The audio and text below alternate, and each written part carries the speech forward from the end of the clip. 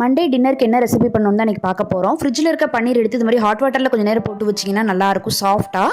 Next வந்து பார்த்திங்கன்னா பேனில் கொஞ்சோண்டு பட்டர், அதுக்கப்புறம் பிரிஞ்சி இலை, குட்டி குட்டியாக நறுக்கின ஆனியன், இது எல்லாத்தையும் போட்டு அது கூடவே கொஞ்சம் மிளகாத்தூள் போட்டுக்கலாம். உப்பு தேவையான அளவு போட்டு நல்லா மிக்ஸ் பண்ணிக்கலாம். அது கூட கொஞ்சம் இஞ்சி பூண்டு பேஸ்ட்டு, பழமாக நறுக்கின 2 தக்காளி வந்து அரைச்சி அது கூட சேர்த்துக்கலாம்.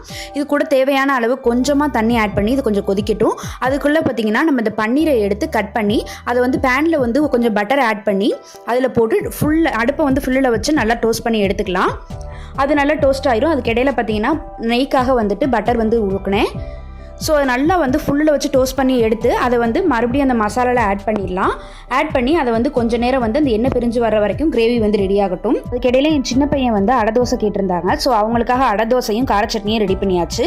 பெரிய பையனுக்கு பார்த்தீங்கன்னா சப்பாத்தியும் பன்னீர் பட்டர் மசாலாவும் ரெடி பண்ணியாச்சு. இதுதான் ஃப்ரெண்ட்ஸ் அன்றைக்கி நைட்டு எங்கள் வீட்டில் டின்னர். இந்த வீடியோ பிடிச்சிச்சுன்னா மறக்காமல் நம்ம சேனலை சப்ஸ்கிரைப் பண்ணுங்கள்.